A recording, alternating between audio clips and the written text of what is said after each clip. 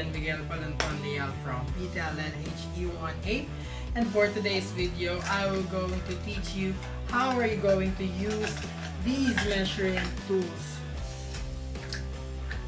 these cups, measuring cups, and by using three main ingredients. We are going to measure liquid and also dry ingredients. So without further ado, let's start. Okay, in baking, flour is the most essential ingredients in baking. It's like a foundation of any pastries and breads. As such, we are going to measure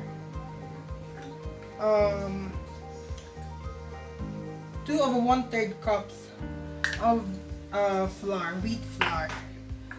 You will take a generous amount of flour and make sure na hindi mo siya itatap because yung hangin sa loob nun is may isisiksik yung flour and pwedeng hindi maging accurate and hindi talaga magiging accurate yung measurement na makukuha niya. So if meron na kayong hawak na tools, just to ipapa-level up lang natin para mapantay lang. Kasi ayan lang yung kailangan natin. Ito lang. So, ita-transfer mo na siya sa another bowl kung saan mo siya kailangan. And voila! It's supposed to be like that. Okay.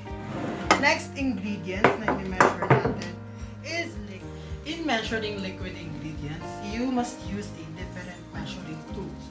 And for this, we are going to use this measuring glass. Okay, so we have here a measuring cup and a jar of water. Measuring liquid ingredients, dapat hindi mo i-level up or hindi mo i-lift yung measuring cup na gagamitin natin sa pagsukat. So, magsusukat tayo ng 10 cc or 210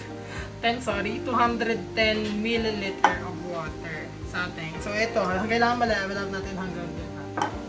Pwedeng ikaw na rin yung mag-adjust kapag nagme-measure ka ng liquid ingredients. So, eye level. Na-measure mo na, ayan, nagsobra siya, diba? Pwede natin gamitan ng, ito, pwede rin to sa liquid, just to make sure na magiging ayan. So, nagamit na natin yung nakuha natin. So, nakuha na natin yung kailangan nating measurement for our liquid ingredient.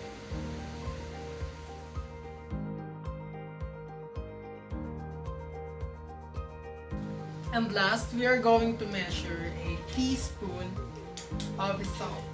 Next, after we measured those two, let's now proceed on our condiment.